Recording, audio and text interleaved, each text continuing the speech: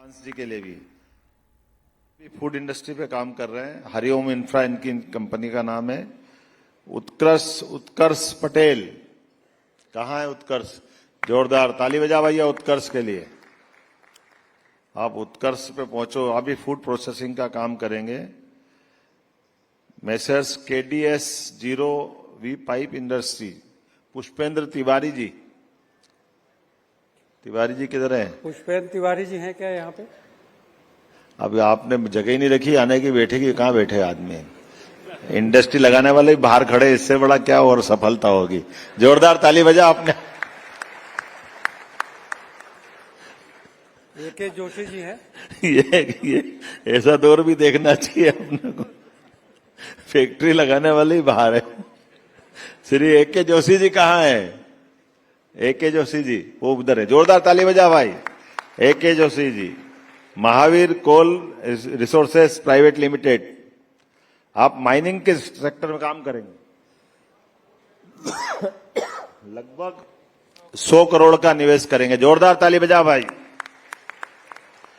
जरा माइक दो तो जरा। कहाँ यहीं के रहने वाले जोशी जी? हाँ, कटनी। बहुत अच्छा है, आपका अभिनंदन है। हमारे यहाँ ऐसे निवेशक मिल रहे हैं, बड़ा काम कर रहे हैं। अच्छा, बहुत अच्छा, अभिनंदन। दिनेश चौरसिया जी कहाँ हैं? दिनेश चौरसिया जी, इनको भी जगह नहीं मिली, कोई बात नहीं, जोरदार ताली बजाओ इनके लिए भी। ये भी पशु आहार की इंडस्ट्री लगा रहे हैं। हमारे लिए ये यही सफलता का अपने आप में मापदंड है कि हम अपने हर रीजनल कॉन्क्लेव में ऐसे ही मूल कार्यक्रम के साथ इस प्रकार से इसको जोड़ते हैं कि हमारे यहाँ हम केवल बात ही बात नहीं करेंगे, बात करने के साथ साथ काम करने के प्रमाण भी, और काम करने के प्रमाण में उनके शुभारंभ या लोकार्पण के अवसर पर सबको साथ में शामिल करते हैं।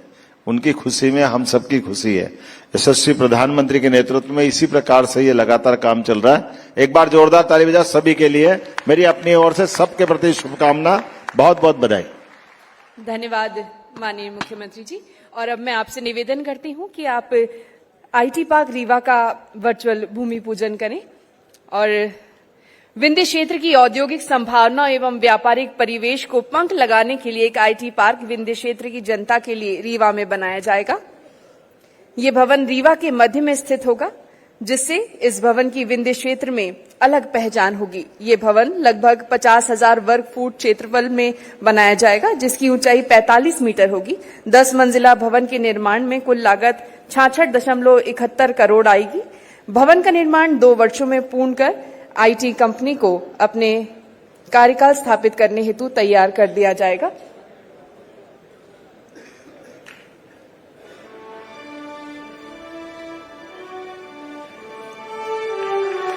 इस IT पार्क के भूमि पूजन के लिए भी जोरदार तालियां।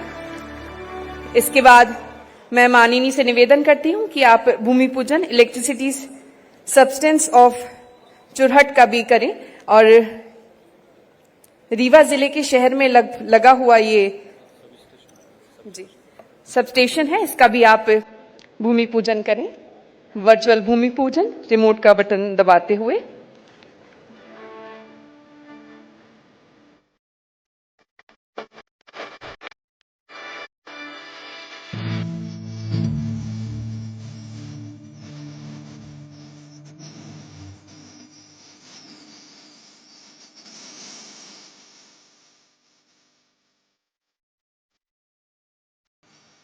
तत्पश्चात सूक्ष्म लघु एवं मध्यम उद्यम विभाग मध्य प्रदेश शासन द्वारा छोटे उद्योगों को बढ़ावा देने के लिए रोजगार प्रदान करने हेतु विंध्य क्षेत्र के विकास हेतु नवीन औद्योगिक क्षेत्र को विकसित करने हेतु माननीय मंत्री श्री चैतन्य कश्यप जी, MSME एवं विभाग के आयुक्त डॉक्टर नवनीत कोठारी जी के आंचल में नवीन औद्योगिक क्षेत्र पठेरा जिला मऊ और नवीन औद्योगिक क्षेत्र नया गांव में लगभग 29 करोड़ का निवेश कार्य किया जा रहा है। कृपया आप इसका भी भूमि पूजन करें।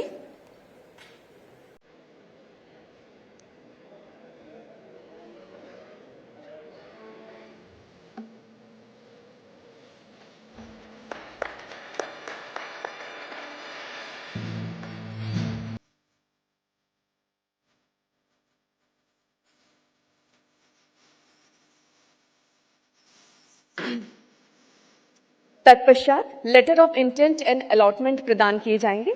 इस कड़ी में मैं सबसे पहले आमंत्रित करती हूं श्री भीम सिंह कचौड़ जी को। आप मंच पर ही हैं।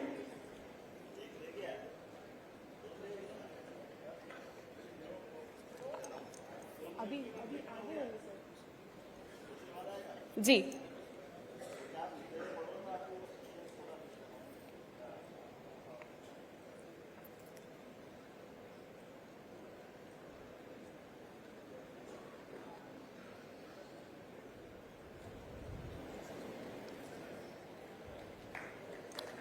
तत्पश्चात मैं मंच पे आमंत्रित करती हूं श्री विवेक कुमार शुक्ल जी को।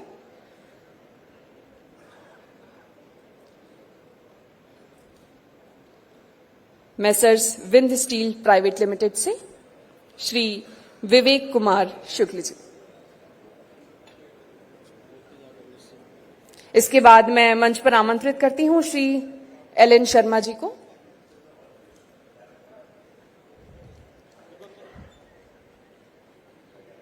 मैसर्स यूनिवर्सल ऑफसेट से श्री एल.एन. शर्मा जी। इसके बाद श्री कार्तिक सुंदरानी जी से मेरा निवेदन है, कृपया आप मंच पर आएं। Messrs Haridarshan industry.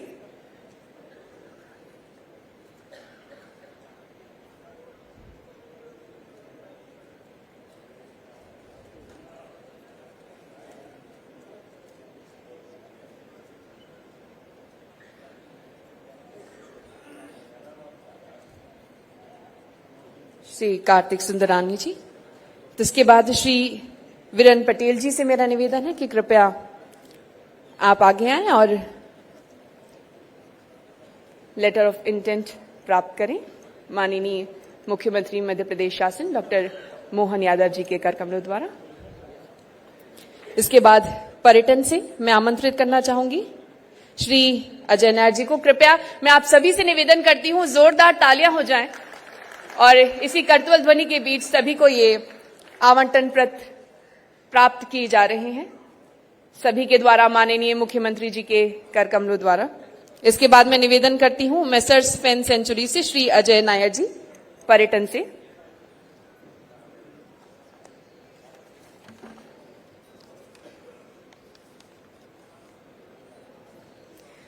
इसके बाद मैं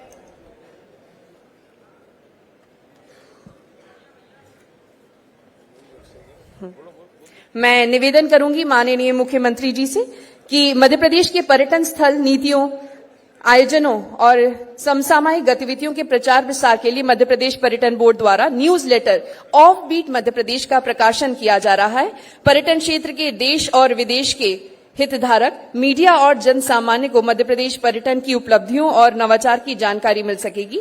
इसका प्रकाशन तिमाही स्तर पर किया जाएगा। इस न्यूज लेटर को मध्य प्रदेश पर्यटन की वेबसाइट पर भी प्रकाशित किया जाएगा। कृपया ये रिमोट की बटन दबाकर और वास्तविक रूप से भी आप न्यूज लेटर लॉन्च करें।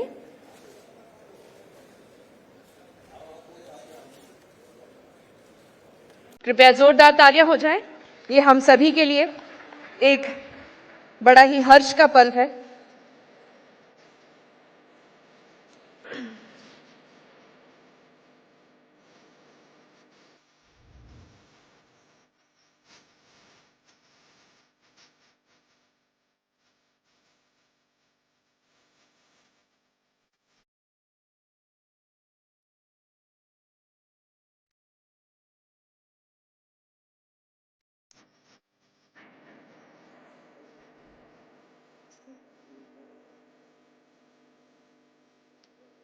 मैं आप सभी को बताना चाहूंगी कि आज मध्य प्रदेश पर्यटन बोर्ड और एकेएस यूनिवर्सिटी सतना के बीच आज एक महत्वपूर्ण समझौता ज्ञापन एमओयू पर हस्ताक्षर कर आदान प्रदान किया जा रहा है। इस समझौते का उद्देश्य सतना और रीवा क्षेत्र में पर्यटन प्रबंध और आतिथ्य क्षेत्र में कौशल विकास और रोजगार क्षमता को बढ़ावा देना है। इसके तहत दोनों संस्थाएं मिलकर पर्यटन एवं आतिथ्य सत्कार के क्षेत्र में प्रशिक्षण, पाठ्यक्रम विकास, इंटर्नशिप के माध्यम से रोजगार एवं स्वरोजगार के अवसरों को प्रोत्साहित करेगी। इस साझेदारी को विशेष रूप से मध्य प्रदेश के क्षेत्रीय विकास, उद्यमिता को बढ़ावा देने और सामुदायिक क्षेत्र के सशक्तिकरण की दिशा में एक महत्वपूर्ण कदम है, जो सतना और रीवा में पर्यटन और आतिथ्य क्षेत्र के लिए नई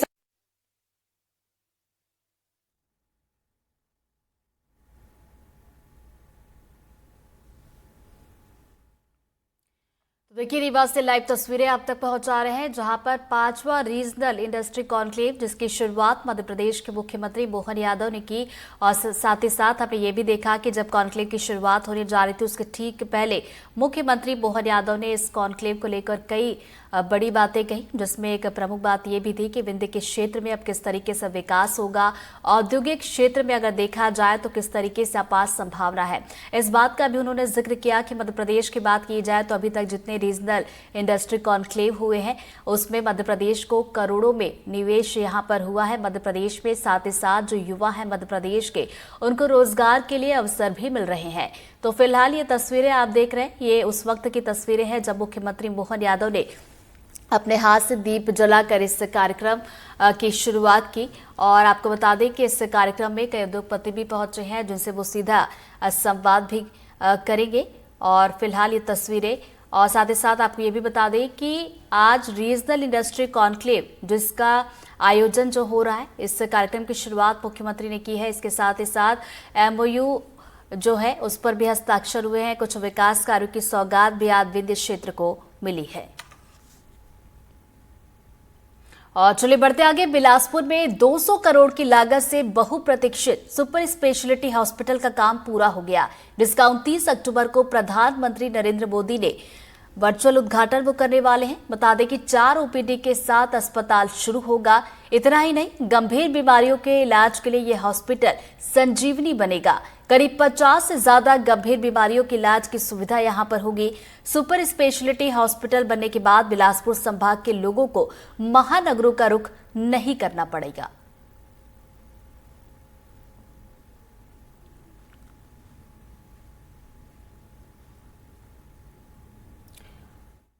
तो सुपर स्पेशलिटी हॉस्पिटल जो कि करोड़ों की लागत से तैयार हुआ है। बढ़ते आगे, अगली खबर भोपाल से, जहां शेयर मार्केट पे इन्वेस्ट करने के नाम पर ठगी की गई है। शिवपुरी से 2 साइबर ठगों को गिरफ्तार किया गया। इसके अलावा 3 साइबर ठग, जिनकी गिरफ्तारी सूरत से की गई है। भोपाल क्राइम ब्रांच की साइबर टीम ने यह कार्रवाई करते हुए ठगों को गिरफ्तार किया है। ठगों ने शिवपुरी के बैंक में 9 लाख रुपए डाले थे।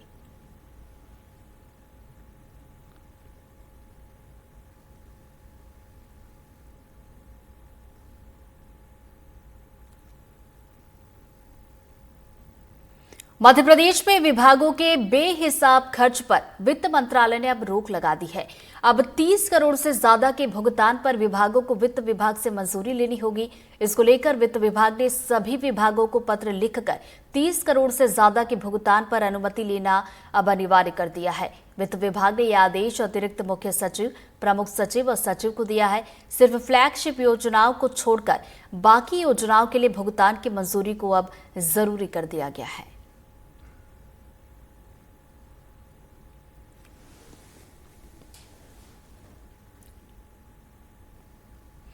रायगढ़ के NTPC तिलाईपाली कोल माइंस में कार्यरत कर्मचारियों ने बोनस की मांग को लेकर अब पुलिस अधीक्षक को आवेदन दिया है। कर्मचारी 3 साल से बोनस के लिए भटक रहे हैं, लेकिन अभी तक बोनस नहीं मिला। बोनस को लेकर कंपनी प्रबंधन और उनकी ठेका कंपनी दोनों ध्यान नहीं दे रहे।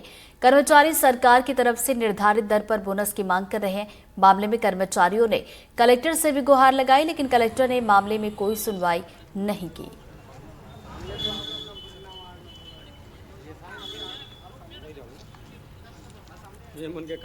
NTPC के अंडर वहाँ 3 कंपनी कार्यरत है, जैसे KCCL, PC पटेल और VPR। उसमें हम लोग बोनस का मांग किए हैं, जिसमें हम लोग के मतलब फेवर में नहीं बोल रहे हैं कंपनी वाले। उसके लिए हम लोग मतलब आवेदन देने के लिए आए थे यहाँ पे बोनस के मांग के लिए। बोनस राशि हम लोग को 8.33 के हिसाब से मिलना चाहिए, क्योंकि कंपनी वाले बोल रहे हैं कि आप लोग को बोनस नहीं मिलेगा। ठेकेदार बोल रहा है कि प्रबंधन बोल रहा है? ठेकेदार भी बोल रहा है, प्रबंधन भी बोल रहा है। कलेक्टर साहब बोले कि आप लोग के एरिया के एसडीएम साहब से हम लोग बात करेंगे और जो उचित निर्णय होता है आपके लिए हम लोग करेंगे। 26 अक्टूबर को आईटीआई भिलाई में दीक्षांत समारोह हो रहा है, जिसमें राष्ट्रपति द्रौपदी मुर्मू शामिल होंगी। इस दीक्षांत समारोह में छत्तीसगढ़ के राज्यपाल अमित डेका और मुख्यमंत्री विष्णुदेव साय भी मौजूद रहेंगे। राष्ट्रपति द्रौपदी मुर्मू समारोह में टॉपर्स को अपने हाथों से डिग्रियां देंगी। बता दें कि राष्ट्रपति का ये पहला भिलाई का दौरा है, तो वहीं राष्ट्रपति के आगमन को जिला प्रशासन और पुलिस विभाग ने इसको लेकर अब तैयारियां शुरू कर दी हैं।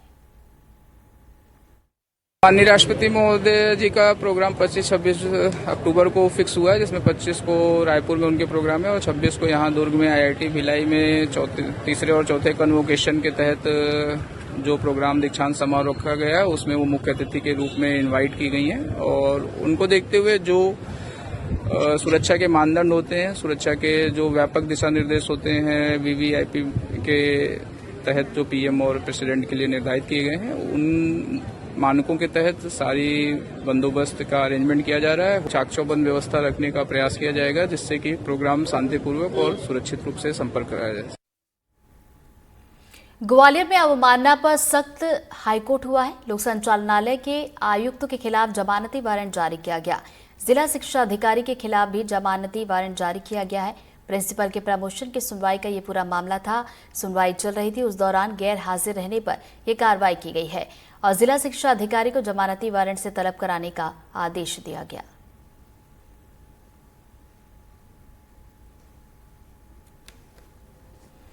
डिंडौरी जिले के शाहपुरा तहसील मुख्यालय को 5 साल पहले शासकीय मॉडल कॉलेज की सौगात मिली थी, जिसका श्रेय लेने के लिए उस वक्त राजनीतिक पार्टियों के नेताओं के बीच होड़ मची थी।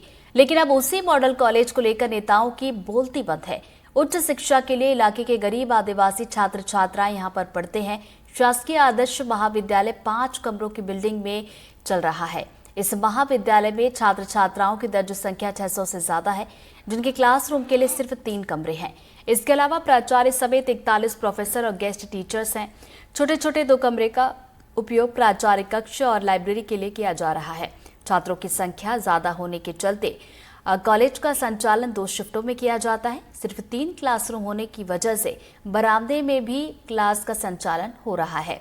साइंस के छात्रों के लिए न तो प्रयोगशाला है और न ही कंप्यूटर के क्लास की सुविधा है।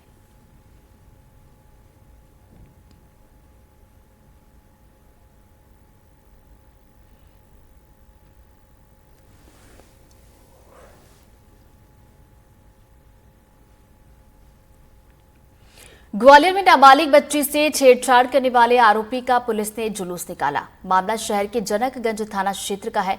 आरोपी नाबालिग को राह चलते परेशान कर रहा था। लड़की के चिल्लाने पर भीड़ इकट्ठा हुई, जिसके बाद आरोपी फरार हो गया। बाद में लड़की की शिकायत पर पुलिस ने आरोपी को कुछ घंटे में गिरफ्तार किया और पुलिस ने आरोपी का जुलूस भी निकाला है। छेड़छाड़ पॉक्सो एक्ट की धारा में अपराध दर्ज किया गया और पूछताछ जारी है।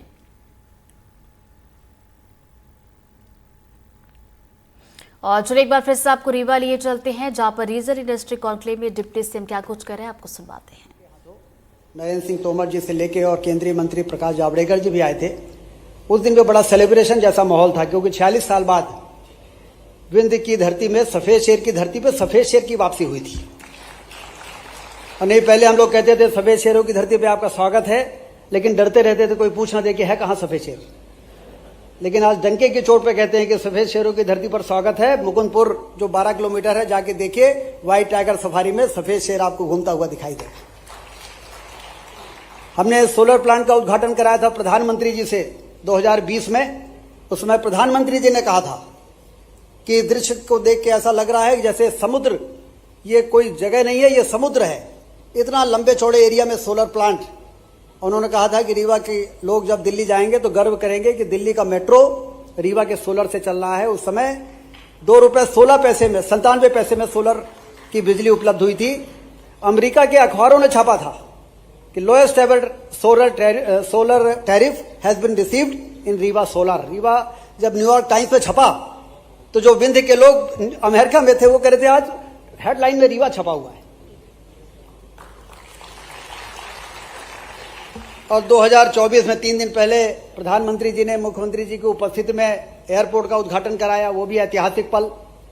ये चारों ऐतिहासिक पलों के बाद भी मैं कह रहा हूं कि आज का ये जो रीजनल इंडस्ट्री कॉन्क्लेव है, ये कार्यक्रम उन चारों कार्यक्रमों से ज्यादा भारी है और ज्यादा महत्वपूर्ण है, और इसके लिए मुख्यमंत्री जी वास्तव में अभिनंदन के पात्र हैं। रीजनल इंडस्ट्री कॉन्क्लेव जैसा भी कुछ हो सकता है हम लोगों ने कभी सोचा नहीं था, लेकिन जब उनको ये लगा कि सड़कें शानदार हो गई हैं, सिंचाई की नहरें बन गई हैं, पर्याप्त बिजली हो गई है, हमारे लिए पर्याप्त जमीन है। अब देश में दूसरा सबसे बड़ा एरिया वाइज क्षेत्रफल तो मध्य प्रदेश का है। हमसे ज्यादा जमीन और किसके पास हो सकती है? ये बात सही है कि यहां से लगा हुआ उत्तर प्रदेश का मार्केट है, जहां 25 करोड़ की पॉपुलेशन है, कंज्यूमर वहां पर हैं, और इसलिए मैं कहता हूं कि रीवा में इंडस्ट्री लगाइए। यहां पर आप इंडस्ट्री लगाएंगे तो ये यूपी और नॉर्थ ईस्ट का गेटवे है, आपको पूरा बाजार मिलेगा यहां से, और आपका ट्रांसपोर्टेशन कॉस्ट कम होगा। इसलिए मुख्यमंत्री जी का एक बार जोरदार ताली बजाकर अभिनंदन करते हैं। हमारे प्रधानमंत्री जी, हमारे प्रभारी मंत्री जी आदरणीय प्रहलाद पटेल जी, जो मंत्री भी हैं और मध्य प्रदेश के बहुत वरिष्ठ नेताओं में से एक हैं, आदरणीय चेतन कश्यप जी, जिनके विचारों को भी हमने सुना, धारा प्रवाह, उनका विजन कितना क्लियर है, और हमारे मुख्य सचिव आदरणीय अनुराग जैन जी, पुनीत डालमिया जी, आदरणीय HK त्रिपाठी जी, जो मुंबई से चल के आए हैं, मुकेश अंबानी जी का जो रिलायंस ग्रुप है उसके आप प्रेसिडेंट हैं बायोफ्यूल वाले सेक्टर के। मंच ये बता रहा है कि कितनी गंभीरता से उद्योग जगत ने रीवा के इस रीजनल इंडस्ट्री कॉन्क्लेव को लिया है। हमारे सांसद आदरणीय गणेश सिंह जी, आदरणीय जनार्दन मिश्रा जी, आदरणीय डॉक्टर राजेश मिश्रा जी, हमारी मंत्री द्वय आदरणीय श्रीमती प्रतिमा बागरी जी, श्रीमती राधा सिंह जी, हमारे सभी प्रमुख सचिव यहाँ पर उपस्थित है जिन्होंने प्रेजेंटेशन दिया है। यहाँ पर रीवा के और भी ऐसे इंडस्ट्रिस्ट हैं जिन्होंने राइस मिलर्स हों, चाहे SDP बैग बनाने वाले, यदि सीमेंट के प्लांट यहाँ 40 मिलियन टन के हैं तो उन प्लांटों में पहले बोरियां बाहर से बन के आती थी। अब हमारे रीवा में ही 17 में इतनी बोरियां बनती हैं कि बाहर से बोरियां बुलाने की जरूरत नहीं पड़ती है। SDP बैग की 200, 300 करोड़ के इन्वेस्टमेंट करने वाले लोग यहाँ पर बैठे हैं। और बालकृष्ण जी कह रहे थे, हमने कहा कि 1000 करोड़ का इन्वेस्टमेंट तो हो जाएगा, मुख्यमंत्री जी भी कह रहे थे कि 1000 करोड़ तो होने चाहिए। वो कह रहे थे जितना आप प्रोड्यूस करेंगे हम सब उसकी प्रोसेसिंग करेंगे। तो हमने कहा सोच लीजिए, रीवा की 1-1 इंच जमीन में सिंचाई का पानी पहुंचने वाला है। 1-1 इंच जमीन, जितनी भी खेती होती है खेती की जमीन, क्योंकि 3 लाख एकड़ में हमने पानी पहुंचा दिया। और आदरणीय डॉक्टर मोहन यादव जी की कैबिनेट ने सरकार बनते ही 9 लाख एकड़ में रीवा जिले में पानी पहुंच जाए, इसके लिए 4000 करोड़ रुपए मंजूर किए हैं, 1-1 इंच जमीन में सिंचाई का पानी। तो हमारे यहाँ एग्रो प्रोडक्ट भी है और वेस्ट प्रोडक्ट की खोज में जो त्रिपाठी जी आए हैं, वेस्ट लैंड भी है हमारे यहाँ और वेस्ट एग्रो प्रोडक्ट भी है हमारे यहाँ, और एक और कोई वेस्ट, म्युनिसिपल वेस्ट भी आप कह रहे थे, जिससे कि आप गैस भी बनाएंगे, आप मैन्योर भी बनाएंगे, आप मेथनॉल भी बनाएंगे, एथनॉल। तो कुल मिला के हमारा भविष्य बहुत बेहतर हो सकता है। और इसलिए आने वाली पीढ़ी आज के इस इंडस्ट्रियल कॉन्क्लेव को और डॉक्टर मोहन यादव जी को लंबे समय तक याद रखेगी। ये और इनका प्रेम जो यहाँ पर इतना दिख रहा है, उसका एक कारण ये है कि ये बाबा महाकाल के धरती से आते हैं और यहाँ के भी दामाद भी हैं रीवा के, तो इसलिए तार जुड़ा हुआ है बाबा महाकाल से बाबा महामृत्युंजय।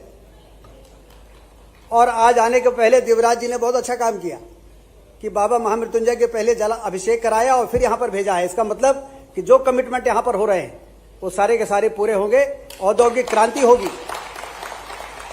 रीवा में, औद्योगिक क्रांति होगी रीवा में, पर्यटन की क्रांति होगी और रीवा में हरित क्रांति भी सिंचाई के नहरों के माध्यम से होगी। और इससे जो माहौल बनेगा, लोग कहते हैं कि जहां पर ये 3 क्रांतियां हो जाती हैं, औद्योगिक क्रांति, पर्यटन की क्रांति और हरित क्रांति, वहां पर दूरबीन लेके भी ढूंढने पर गरीबी और बेरोजगारी नहीं मिलती है। तो इस प्रकार का क्षेत्र को विकसित करने का जो सपना 2003 में हमारी सरकार बनी थी, और 2003 से लगातार बाण सागर बन जाए, ये बन जाए, वो बन जाए। और ये सब क्यों बनाए गए हैं? आज के दिन के लिए। जो आज ये इन्वेस्टर समिट हो रहा है, सारा इंफ्रास्ट्रक्चर रोबस्ट जो बन के तैयार हुआ है, वो इसीलिए बना है कि हम सिर ऊंचा करके उद्योगपतियों को बुलाएं कि आइए हमारे यहाँ निवेश करिए। आपको यहाँ पर जमीन भी मिलेगी, पानी भी मिलेगा, बिजली भी मिलेगी। हमारी पॉलिसी ऐसी है कि उसमें पर्याप्त सब्सिडी के भी प्रावधान है, सिंगल विंडो सिस्टम है, ईज ऑफ डूइंग बिजनेस है, सब कुछ है हमारे यहाँ। मैं मुख्यमंत्री जी जब उद्योग मंत्री था पिछली सरकार में, तो कहीं ज्यादा था, तो जैसे आप मुख्यमंत्री हैं, उस समय आदरणीय शिवराज सिंह जी बैठ के और सबसे बात करते थे, तो मैं जुगाड़ में रहता था कि उनको अपने अलग टेबल में ले जाके और उनसे कहें कि विंध्य में आइए, वहां बहुत स्कोप है। तो सब लंबी चौड़ी बात मेरी सुनते थे, हाँ में हाँ मिलाते थे। उद्योग मंत्री थे तो वो हाँ में हाँ मिलाते थे। फिर धीरे से पूछते थे एयरपोर्ट है क्या आपके यहाँ, तो मैं निरुत्तर हो जाता था। लेकिन आज 3 दिन पहले आपने एयरपोर्ट का उद्घाटन कराया प्रधानमंत्री जी से, और आज इंडस्ट्री का ऑनकेव करके और लोगों को रीवा को इस प्रकार से प्रेजेंट किया है कि एच.के. त्रिपाठी जी भी अभिभूत हैं, हमारे पुनीत डाली में जी भी अभिभूत है कि ये तो रीवा और ये तो बहुत पोटेंशियल है। और बालकृष्ण जी कही गए 1000 करोड़ का, लेकिन जिस तरह से वो कह रहे हैं ऐसे में तो 2-4 हजार करोड़ का इन्वेस्टमेंट हो जाए तो कब नहीं है। तो इसलिए सभी का बहुत बहुत स्वागत है। और एक बार फिर से आदरणीय मुख्यमंत्री जी का हम अभिनंदन करते हैं कि उनकी सोच ने कि सिर्फ इंदौर और भोपाल में ग्लोबल इन्वेस्टर समिट उस समय बहुत जरूरी था, लेकिन अब मध्य प्रदेश ऐसा बन गया है, सारे संभागीय मुख्यालय 4 लेन की सड़कों से जुड़ गए हैं, तो अब हम रीजन स्तर पर जाकर इस प्रकार की समिट करेंगे। और इतना अच्छा इंतजाम, मैं इंडस्ट्री डिपार्टमेंट वालों को बधाई देता हूं कि आप लोगों ने ये राजकपूर ऑडिटोरियम के पीछे ऐसा कुछ सब बना के तैयार किया है कि मैं जब घूम रहा था तो मुझे लग रहा था कि जो ब्रिलियंट कन्वेंशन सेंटर है इंदौर का, वहां का अरेंजमेंट और यहाँ के अरेंजमेंट में कोई कमी नहीं है। इसलिए सभी अधिकारीगण बधाई के पात्र हैं। बहुत बहुत धन्यवाद। जय हिंद। धन्यवाद आदरणीय, हम सभी का मार्गदर्शन करने के लिए। और अब मैं करतल ध्वनि के साथ उन्हें बुलाना चाहती हूं जिनके उद्बोधन का हम सभी को तहे दिल से इंतजार है, जिनको सुनकर हम सभी के अंदर ऊर्जा का संचार होता है। हम सभी के प्रिय लोकप्रिय मुख्यमंत्री मध्य प्रदेश शासन आदरणीय डॉक्टर मोहन यादव जी को करतल ध्वनि के साथ स्वागत कीजिए।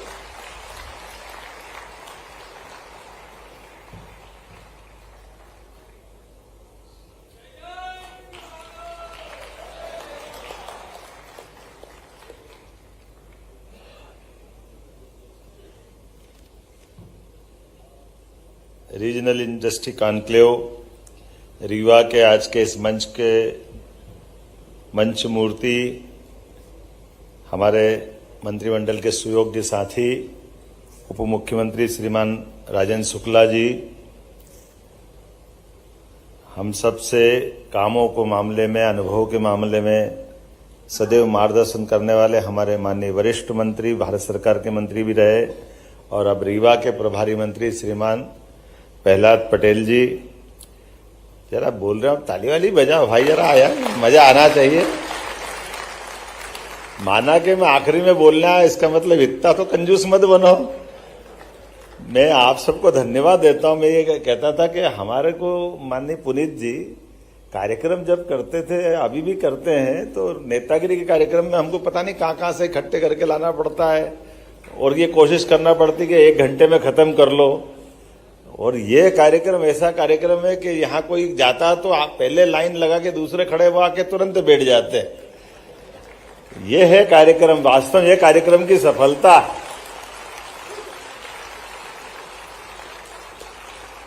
लगे राजेंद्र जी कहाँ बोरी वोरी के उद्घाटन करे, बोरी में नोट भरने वाला आएंगे यहाँ, तो चिंता मत करो, ये शुभकामना देते हैं अपने यहाँ। हमारी अपनी क्षमता योग्यता परमात्मा ने शरीर दिया है, इस शरीर के माध्यम से औद्योगिक दृष्टि से काम करने वालों के लिए मैं आप सबको दूसरे कारण से बधाई देता हूं। अपने परिवार के लिए पाल पोस करके 2 रोटी का जुगाड़ करना, ये स्वाभाविक रूप से गृहस्थ धर्म का अपना कर्तव्य है, लेकिन मेरे अपने काम से कई लोगों का पेट भरे, ये वाकई परमात्मा ने यश दिया है। ये यश आपके साथ जुड़ा है, ये मैं आपको शुभकामना देता हूं, बधाई देता हूं। लोगों के जीवन में दो रोटी की व्यवस्था कर देना, उनके अपने जीवन में उनके कष्ट में खड़े रहना, ये हमारी और आज के दौर में तो यशस्वी प्रधानमंत्री के लिए जोरदार अभिनंदन करो श्रीमान नरेंद्र मोदी जी के लिए। एक व्यक्ति कितने मोर्चे पे काम करता है, कितने प्रकार से काम करते हैं, मैं उनका वंदन करता हूं, अभिनंदन करता हूं। ये हमारी डबल इंजन सरकार का परिणाम है। ये जो जितनी हम सब बातें कर पा रहे हैं, ये उनकी अम्ब्रेला के माध्यम से विभिन्न प्रकार के कामों को प्रोत्साहन देने के परिणाम है। मैं अभी विस्तार से बात करूंगा। हमारे एमएसएमई मंत्री, हमने अपने मंत्रिमंडल के साथियों के मंत्रिमंडल का विभाग का बंटवारा भी तय किया। जैसे लेबर के मामले में पूरी जानते, ग्रामीण परिवेश की दृष्टि से और विकास के मामले में गांवों के अंदर की कठिनाई के बारे में हमारे ग्रामीण विकास मंत्री सारी बात जानते हैं, इसलिए उनको मंत्री बनाया। हमारी राजेंद्र शुक्ला जी विभागों के संचालन अच्छे से करते हैं, इसलिए दो मंत्रालय को एक करके हेल्थ डिपार्टमेंट उनके साथ दिया। हमारे चेतन कश्यप जी खुद बहुत बड़ी इंडस्ट्री के मालिक हैं, इनको कहा और कितनी अच्छी से उन्होंने बात कही कि बड़ी इंडस्ट्री में बड़ा अमाउंट लगता है लेकिन रोजगार कम लोगों को मिलता है। उन्होंने कहा कि मेरा अनुभव है, इसलिए वो एमएसएमई मतलब छोटी इंडस्ट्री के मंत्री बने, क्योंकि अनुभव है लेकिन इसका लाभ पूरा मिल रहा है। अपनी विधानसभा में लगातार इस प्रकार के कामों को प्रोत्साहन देते हैं। मेरे साथ मंत्री श्रीमती प्रतिमा बागरी जी, जोरदार अभिनंदन करो आपकी अपनी बेटी का। एक और मंत्री राधा सिंह जी, उनका भी अभिनंदन है। इस अवसर पर हमारे वरिष्ठ नेता क्षेत्र के सांसद गणेश सिंह जी, आपका अभिनंदन है। ताली वाली में कंजूसी मत करो। राजेश मिश्रा जी आपके साथ है। हमारी इस मीटिंग में हमारे सीएस अनुराग जैन जी, जिनको बहुत अच्छा अनुभव है, वो भी यहाँ मौजूद है। हमारे सारे वरिष्ठ अधिकारी मौजूद हैं। हमारे बीच में से आचार्य बालकृष्ण अभी गए, लेकिन उनने अपने स्वदेशी का जो आंदोलन चलाया है, हमारे दो भाइयों की जोड़ी अलग अलग प्रकार से प्रसिद्ध है, लेकिन रामकृष्ण पतंजलि आश्रम के माध्यम से बालकृष्ण जी, जनार्दन मिश्रा जी के लिए जोरदार। कहां जनार्दन जी? वो, अरे वाह, मैं भूल गया मिश्रा जी, आपका मालूम पड़ा आप कब खड़े हो जाते हैं, वहां शुरू कर देते हैं। अभी हमारे भाई है जोरदार, फक्कड़ मुरादाबादी, बहुत अच्छा, आपका भी अभिनंदन है। बहुत अच्छे जनता से जुड़े हुए, जनता के मामलों को लेके चलने वाले यहाँ हमारे सभी माननीय विधायकगण, एक बार जोरदार ताली कर बजाओ। पूरे विंध्य के सभी माननीय जनप्रतिनिधिगण यहाँ से लेके वहां तक सारे बैठे हैं। मैं आप सबके लिए भी स्वागत करता हूँ, अभिनंदन करता हूँ। यहाँ हमारे बीच में डालमिया ग्रुप के सीएमडी श्री पुनीत डालमिया जी, आपका वंदन करता हूँ, अभिनंदन करता हूँ। बहुत अच्छे से आपने बात की। श्री भीम सिंह जी कचोड़ जी, HK त्रिपाठी जी, जो रिलायंस बायो से है, अडानी ग्रुप के, रिलायंस भी है, अडानी भी है, पतंजलि भी है, डालमिया भी है, सिद्धार्थ इन्फोट्रेक भी है, डायरेक्टर NCL भी है, CMD रामा ग्रुप भी, कौन छोड़ा अपन ने मंच पर भी और नीचे भी, सभी प्रकार के कामों के लिए। अल्ट्राटेक सीमेंट के भी है और औद्योगिक क्षेत्र के हमारे रीवा के प्रेसिडेंट खन्ना जी, राजीव खन्ना जी भी है ना यहाँ मौजूद। एक बार अपने आप के लिए जोरदार अभिनंदन करिए, सबके लिए भी। विंध्य की धरती और ये हमारा ऐसा इलाका जहां अभी कई सारे मित्रों ने कहा, ये बात सही है कि बदलते दौर में हमको, मैं एक छोटा सा घटनाक्रम सुनाता हूं। एक व्यक्ति के घर में पहले बहुत संपन्नता जैसे हुई होगी, धीरे धीरे काल के प्रवाह में, व्यवस्थाओं के परिवर्तन में परमात्मा की कोई दृष्टि बदल गई। दृष्टि बदलने में घर में धीरे धीरे विपन्नता आ गई, गरीबी आई, और गरीबी का हाल ये रहा कि धीरे धीरे परिवार में खाने के भी लाले पड़ गए। लेकिन अब चूंकि बाहर की दुनिया ऐसी थी कि उसमें उस परिवार का बड़ा वजन था, अंदर घर वालों की हालत ऐसी थी कि अपने कष्ट किसको बताए। तो परिवार में से ही कुछ चालू कर दिया कि कुछ नहीं तो बच्चों को कोचिंग कराना चालू करा, कुछ करके, कुछ भी करके घर का पाल पोस करके परिवार का संचालन तो करना ही पड़ता है। ऐसे में टेबल पे पेपर वेट रख करके, अपने कोई आता तो बड़ा तरीके से बात कर करा के लोगों को विदा करते थे, जो भी मिल जाए कर जाए कष्ट के उस काल में। ऐसा लगातार दरिद्रता वाली स्थिति आ गई। एक दिन एक सज्जन उनके घर में आए और उनने इस कष्ट को देखा और वो पहले की वैभव वाली स्थिति भी देखी और बाकी व्यवस्था भी समझते थे। उनने आकर के बैठने के बाद अपने जिस परिवार में गए थे उनसे कहा कि ये आपके ये कैसी स्थिति है, क्या हो रहा आपके यहाँ? तो उन्होंने कि भगवान की मर्जी, अब जो जैसा रखे। अच्छा दौड़ता तो बहुत अच्छे चले थे, अब जो है उसी में चल रहे हैं। तो उन्होंने कहा आप क्या कर रहे हो? तो उनने सिलेबस रखा हुआ था, पेपर वेट वो उड़ रहा था, बार बार पंखा चल रहा था, तो वो पेपर वेट पे फिर उनने पेपर वेट का उपयोग करते रखा और कहा कि मैं कोचिंग करता हूँ, ये काम वाम कराता हूँ। तो जो आने वाले सज्जन थे वो थोड़े समझदार थे और एकदम उनकी निगाह गई वो उनके पेपर वेट पे। उन्होंने कहा आपको अभी आमदनी कितनी हो जाती है? तो उन्होंने कहा मेरी आमदनी अब यही 2-5 हजार रुपये महीने का मैं कर लेता हूँ अपना घर पालने के लिए। तो उन्होंने कहा ये आप घर पालने का काम तो कर रहे हो, अच्छी बात है, लेकिन आपने अपने आसपास देखा नहीं, आपकी क्षमता योग्यता को समझ के क्या करें? आपने भविष्य की दृष्टि से कोई प्लान नहीं बनाया। तो क्या प्लान बनाई? जो है वो सब सामने है, ऐसे ही काम चलाना पड़ेगा। तो उनने वो पेपर वेट उठाए उनके दोनों, और संयोग ऐसा था और ये यथार्थ में सही किस्सा भी है। उस पेपर वेट को हाथ लगा के धीरे धीरे उस पर मेल चढ़ गया था, तेल लग गया, मिट्टी लग गई, धूल लग गई। तो लेकिन असली में वो पेपर वेट नहीं थे, वो एक पन्ना था और एक हीरा था और उनकी कीमत करीब 200 करोड़ के आइटम मिले उनके हाथ में टेबल पर। हमारी हालत भी मध्य प्रदेश में ऐसी, इतने पेपर वेट हमारे पास रखे, फालतू में गरीबी रेखा में कौन रहे? हमारी क्षमता कोई नहीं पहचान रहे। मध्य प्रदेश में कदम कदम पर कौन सी कमी इस बात की? केवल ये आंखें लाने थी हमारे पुनीत डालमिया जी सी, हमारे अडानी ग्रुप बैठे और रिलायंस ग्रुप बैठे। आप बताओ, कचरे से भी कमाई करके ये हमारे बीच में रिलायंस वाले कह रहे हैं कि ये जो पराली जलाते हैं, घर में जो भूसा निकलता है, ये नगर पालिका में जो कचरा निकलता है, उससे भी कमाई होती, उससे भी बिजली बनती, उससे भी खाद बनता है। सिंचाई के साधन बहुत हो गए, तो सिंचाई में क्यों गेहूं और चावल करना? गेहूं चावल के अलावा भी ये प्रयास होना चाहिए हमारे ये जो फूड इंडस्ट्रियों के माध्यम से। अभी बता रहे हैं एमडीएच वाले ने आकर के प्रदेश का नहीं देश का सबसे बड़ा कारखाने का अभी उनने शुभारंभ किया।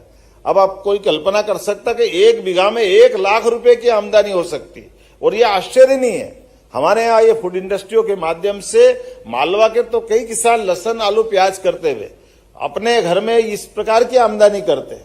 और केवल ये नहीं, हर एक क्षेत्र में, कौन सा क्षेत्र छूट रहा है? प्रत्येक क्षेत्र में विकास की संभावना, केवल काम करने की तो देर है। इसलिए आज हम जितने लोगों को लेके बैठे, अभी कोई चुनाव का समय भी नहीं, ना चुनाव की कोई बात। अब मैं कभी कभी इसकी केवल कल्पना कर रहा था, मैंने पुनीत डालमिया जी से बात कर रहा था कि देखो कैसा समय आया है। क्या उनने कि क्या हो गया? हमने कहा देखो मैं बैठा हूं, मैं क्या हूं, मैं एज ए सीएम बैठा हूं, मेरे एक एक अधिकारी भाषण दे रहा है, कोई नहीं छोड़ रहा है।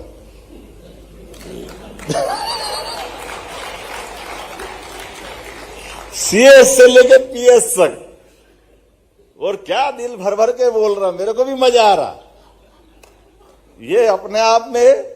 उसके बाद मेरे सारे मंत्री बोल रहे हैं, और मंत्री बोले तो बोले, पहले मंत्री के पहले उद्योगपति भी बोल रहे।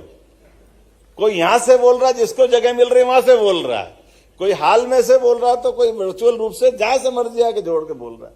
लेकिन बोलने और करने के क्रम में मैंने उनको बताया कि ये क्या हो रहा आप देखो। तो उन्होंने कहा क्या हो रहा? हमने कहा ये वो हो रहा है, कभी किसी पौधे को, बीज से पौधे निकलने की कल्पना करना। बीज से पौधा निकलता, अंकुरित होके उसके पहले क्या करना पड़ता है? वो पौधे को बनने के पहले बीज को इस सारी चीजों में अपने आप को गाड़ना पड़ता है, मिट्टी में दबाना पड़ता है, धूप धूल सबसे हटाना पड़ता है, उसको अपना अस्तित्व मिटाना पड़ता है, अपने आप को सड़ाना गलाना पड़ता है, फिर अंकुरण होता है। अगर हमको कुछ अच्छा करना है, बड़ा करना है, तो ये अहंकार निकालना पड़ेगा कि कोई सीएम हो गया, कोई मंत्री हो गया। अरे हम सब एक परिवार है, हम सब एक ताकत बन के लगेंगे तो ये सारी बातें होगी, तो ये स्थिति बनेगी। इन अहंकार से कोई फर्क नहीं पड़ने वाला है। ये बोले वो बोले, ये बोल दिया वो बोल दिया, अच्छा हो गया बुरा हो गया। अरे इतना अच्छा दृश्य में देख रहा हूं, वाकई डालमिया ने मेरे का इशारा करा। हम तो अपने हिंदी भाषी प्रदेश में ध्यान नहीं देते हैं कि हमारे सारे पीएस हिंदी में इतना अच्छा भाषण दे रहे हैं कि एक से बढ़कर एक उनके बोलने की प्रतियोगिता कराओ तो हमको पुरस्कार देना पड़ जाए। ये इतना अच्छा लग रहा है, उनका जोश बता रहा है। नहीं तो आमतौर पर क्या होता है, पीएस बोले सीएस बोले तो लिखा हुआ कागज लाएंगे और 99% तो अंग्रेजी में ही बोलेंगे, हिंदी में तो बोलेंगे ही नहीं। पूरे देश के अनुभव हम सबको है, क्योंकि आमतौर पर उनका अपना काम केवल फाइल पढ़ना और छोड़ देना। लेकिन ये हमारा जो क्रम चालू हुआ, सच्चे अर्थों में तो ये यज्ञ चल रहा है। हर महीने के अंदर ये अपनी इंडस्ट्री कॉन्क्लेव नहीं है, हर एक कोई अपनी आहुति देने को तैयार है, हर एक कोई अपना बेस्ट से बेस्ट करने को तैयार है। ताली बजाओ तो दिल खोल के बजाओ, इतनी अच्छी बात पे भी नहीं बजाओगे तो कहां बजाओगे यार। कि हमारे में से हर विभाग का अपना बेहतर से बेहतर करने के लिए वो सामने खड़े हैं। और मजे की बात ये भी है, ये जाने अनजाने एक ताना बाना भी ऐसा ही बुना है कि यहाँ एमओयू भी हो रहा है, यहाँ घोषणा भी हो रही, और यहाँ से बात शुरू हो रही कि पिछली बार जो करा वो भी दिखाओ आंखों के सामने कि हाँ भूमि पूजन हो रहा कि नहीं हो रहा, वो जो कर रहा उसका नाम क्या है, वो कौन सी इंडस्ट्री है, उसकी भी खोल के बात करो, कितना अमाउंट ला रहा है। ये सारी बातें ओपन ट्रांसपेरेंट है, यही तो पारदर्शिता है, यही तो नरेंद्र मोदी जी का समय है। जोरदार अभिनंदन करो। ये तकनीक का लाभ भी है और उत्साह उमंग भी है एक दूसरे को आगे बढ़ाने के लिए। ये लगातार वातावरण बन रहा है कि हमारे अपने प्रदेश के लोग भी आगे बढ़े। प्रदेश के अलावा जो ऑलरेडी उद्योग का काम कर रहे हैं वो अपना काम भी अच्छे से करे। और जब ये वातावरण बनता है, जिला प्रशासन का भी ध्यान जाता है, जिला कलेक्टर भी ध्यान देते कि हमारी सरकार का मूड क्या है। आमतौर पर जितना प्रशासन होता है वो धारा के साथ बहता है, धारा किधर जा रही, और लगातार इस प्रकार की व्यवस्थाओं में एक बार नहीं दो बार नहीं पूरे साल ध्यान जाता है, तो अपने आप ही चमत्कार होता है। और ये चमत्कार नहीं है, सच्चे अर्थों में हमारी क्षमता योग्यता के साथ हम ये सारे काम करते जाएंगे तो आज वाकई बदलाव का दौर आएगा। अब मेरा अपना भाषण तो पूरा हो गया, कुछ घोषणा करना बाकी है। लंबा कुछ नहीं बोलूंगा, जहां मुझे लगा कि अपने में से सारी बातें आ गई, लेकिन अभी जो बाकी है मुझे ध्यान में आ रहा है कि यहाँ मैं जब एयरपोर्ट का शुभारंभ करने आया था, जोरदार अभिनंदन करो, तब हमने कहा था कि हमारे कंटेनर की दृष्टि से यहाँ कंटेनर डिपो बनाएंगे। लेकिन आपका आनंद, ये पूरा उत्साह देखकर लगा एक नहीं दो बनाना चाहिए, ये ध्यान में आया है। तो एक तो सिंगरौली में और एक कटनी में आईएसडी का हमारा निर्माण करना रहेगा। और हमने निर्णय लिया है कि रीवा संभाग में उद्योगों को बढ़ावा देने के लिए और यहाँ से एक्सपोर्ट सुविधा के उद्देश्य के लिए एक नहीं दो जगह इनलैंड कंटेनर डिपो आईएसडी का निर्माण किया जाएगा। और यही नहीं, आईसीडी के मल्टी मॉडल लॉजिस्टिक पार्क का भी यहां निर्माण किया जाएगा। रीवा संभाग के सिंगरौली, कहां सिंगरौली वाले विधायक, जरा ताली वाली बजाओ, आपके लिए भी घोषणा कर रहा हूं। सिंगरौली सीधी वाला भी मत चुप रहना, तुम्हारे लिए भी दे रहा हूं, सीधी वाले के लिए भी। कोई बात नहीं, सीधी वाले सांसद जी भी हो, आप ही हो यार, जरा ताली वाली भिजवा दो सबके लिए। मऊगंज, कहां है प्रदीप पटेल, देखना दादा, जोरदार तालियां बजा प्रदीप पटेल जी के लिए भी। मेहर का हमारे गणेश सिंह जी, आपका भी क्षेत्र है ना, जोरदार तालियां मेहर के विधायक जी और सांसद जी के लिए भी। एमएसएमई विभाग में के औद्योगिक क्षेत्र में नहीं है, हम यह सभी दूर एमएसएमई का नया इंडस्ट्रियल एरिया डेवलप करेंगे। यह आपको लिए सौगात मिल रही, जोरदार अभिनंदन करो अपने पूरे क्षेत्र के लिए। और जिला रीवा और सतना में स्थापित औद्योगिक क्षेत्र के अलावा नवीन इंडस्ट्रियल एरिया भी हम डेवलप करेंगे। और खास बात कि औद्योगिक क्षेत्र उद्योग द्वीप बेडन में जल आपूर्ति के लिए 84 लाख की नई योजना का भी क्रियान्वयन किया जाएगा, ये मैं यहां अनाउंस कर रहा हूं। बहुत सारे प्रकार के विषय तो अभी यहां हमने टूरिज्म का, इंडस्ट्री का, माइनिंग का, एमएसएमई का, हेवी इंडस्ट्री का, बहुत सारे अलग अलग चीज कर दी। लेकिन इसके बावजूद भी बहुत विभाग रह गए। जैसे हमारा अपना सरकार का निर्णय है कि हम टूरिज्म में हेल्थ टूरिज्म भी डेवलप करेंगे, ये अपने आप में नवीन प्रयोग रहेगा। हमारे यहाँ के चिकित्सक, हमारे यहाँ के हॉस्पिटल, हमारा ये सब सेक्टर में समान रूप से विकास की संभावना है। तो आज अपने यहाँ इलाज कराने के लिए बाहर के लोग क्यों नहीं आना चाहिए? और जब बाहर के लोग आएंगे यहाँ रोजगार भी मिलेगा। कैसे भी करके अपने यहाँ लगातार रोजगार मिलना चाहिए। एजुकेशन का भी इसी प्रकार से बहुत बड़ा सेक्टर है। हमारे यहाँ अपनी भारत की नहीं विश्व के अच्छे विश्वविद्यालय में से एक स्थापित हो, लगातार प्रयास कर रहे हैं, एक एक करके बहुत सारे सेक्टर में काम कर रहे हैं। इसी प्रकार से संजय धुबरी नेशनल पार्क के आसपास अंतर्राष्ट्रीय स्तर की पर्यटन की व्यवस्था भी विकसित की जाएगी। अपने यहाँ पे संजय धुबरी किधर आता है? ये संजय धुबरी आप किधर आता? तो ताली वाली में कंजूसी क्यों हो रही भाई? बहुत जोरदार अभिनंदन आप। इसी प्रकार से विंध्य के निजी निवेश में बेहतर होटल, रिसोर्ट्स, पर्यटन परियोजनाओं के लिए पर्यटन निवेश में और अलग से भी प्रावधान करेंगे। और आपकी जानकारी के लिए ये जो हमारी कई सारी तो पॉलिसियां बनी हुई है, इन पॉलिसियों के माध्यम से हमारे निवेशक हमारे अधिकारियों के माध्यम से लाभ उठा सकते हैं। लेकिन इसके अलावा भी इसमें हमारा आना मतलब मैं एजे अपने अहंकार से नहीं बोल रहा हूं, मैं सरलता से बोल रहा हूं कि जब बड़ा इंडस्ट्री का कोई बड़ा प्रोजेक्ट आता है तो आमतौर पे निवेशकों की वो जो पॉलिसियों से बात करने में वो छोटा पड़ जाता है। इसलिए उसके आधार पर कोई अलग से कोई लाभ की बात करते तो उसके दृष्टि से भी अगर आप कोई बड़ा इंडस्ट्री का बड़ा प्लान भी लाएंगे तो सरकार बनी बनाई पॉलिसियों की सीमा तोड़कर भी हमारी कैबिनेट के माध्यम से उसको भी लाभ देने के लिए तैयार है। इसमें भी कोई कंजूसी नहीं। इसके पीछे भाव ये है कि हाँ, हमारे यहाँ हम औद्योगिक निवेश को बढ़ाना चाहते हैं। हमारे प्रदेश की जीवन स्तर को आगे बढ़ाने के लिए हमारा अपने राज्य जीएसटी का जो कर संग्रहण है उसको आगे बढ़ाने के लिए और प्रदेश को देश की बेहतरी के साथ देश की जब तीसरे नंबर की अर्थव्यवस्था का संकल्प है तो मध्य प्रदेश यशस्वी प्रधानमंत्री की उस भावना को समझते हुए लगातार अपनी वित्तीय व्यवस्था में मजबूत से मजबूत बनने के लिए लगातार इस प्रकार के आयोजन करता रहेगा। मेरी अपनी ओर से अभी तो बोलने के लिए इतना सारा है, मेरे समझ में नहीं आ रहा क्या छोड़ूं क्या जोड़ूं। आप बताइए, इंडस्ट्री के साथ साथ जीवन के आपके लिए भी सूर्य किरण, कुसुम, ये जो अपने यहाँ से एनर्जी सेक्टर के हमारे एसीएस ने बोला है और उनने जो बात कही है कि आप अपने घर की छत पे भी अगर आप लगाओगे तो भी आपका स्वागत है। आप अपनी कोई फैक्ट्री की बिजली खुद भी लगाना चाहते हो तो आप अपनी बिजली भी आप उत्पन्न कर सकते हो, हमारे से खरीदो कोई जरूरी नहीं है। और अपने घरों के अंदर भी खेती करने वाला सोलर पंप लगाए, अपनी खुद की खेती के लिए बिजली लगा ले, उसमें भी कोई आपत्ति नहीं। कौन सा सेक्टर छोड़ रहे हैं? और अभी तो रोजगार आधारित उद्योग की बात तो आई नहीं है। रेडीमेड गारमेंट से लगा करके कई ऐसे रोजगार परक उद्योग है जिन रोजगार परक उद्योगों के अंदर लेबर, जैसे 4000 लेबर के आधार पर प्रतिभा सिंटेक्स उज्जैन में इंडस्ट्री चला रहा है, या गोकुलदास, हमारा गोकुलदास वाले भी आए हैं यहाँ पे, आए ना गोकुलदास के कोई। अभी आपको तो भाषण का मौका ही नहीं मिला, इतना जोरदार ताली बजाओ, इनको भी हमने बुलवाया था। आप कितने लोगों को रोजगार दे रहे हैं गोकुलदास के माध्यम से? कहां पे? 2000। अब बताओ, 2000 लेबर इनके काम कर रहे हैं, लेकिन हमको रोजगार दिलवाने की गरज कैसी है कि प्रति लेबर 5000 रुपया महीना सरकार आपको दे रही है और 10 साल तक देगी। ये हमारी अपनी पॉलिसियों का लाभ है। हमारे लोग इंडस्ट्री चलाए, लेकिन इंडस्ट्री आपको बिराजा, आपको बहुत आभार है। और खास बात आपने कहा वो भी महिलाओं को है।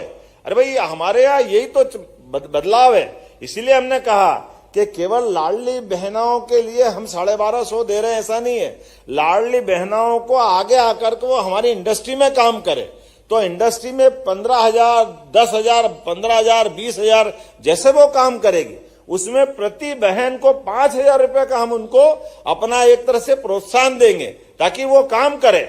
हमारा प्रयास है कि मेहनत के आधार पर जो जहां तक आगे जा सकता है, प्रत्येक व्यक्ति को रोजगार के अवसर उपलब्ध कराना, ये हमारी सरकार की प्रतिबद्धता भी है और ये घोषित हमारा संकल्प भी है। उम्मीद करूंगा ऐसी बहुत सारी बातें और भी हो सकेगी, लेकिन ये क्रम लगातार जारी रहेगा।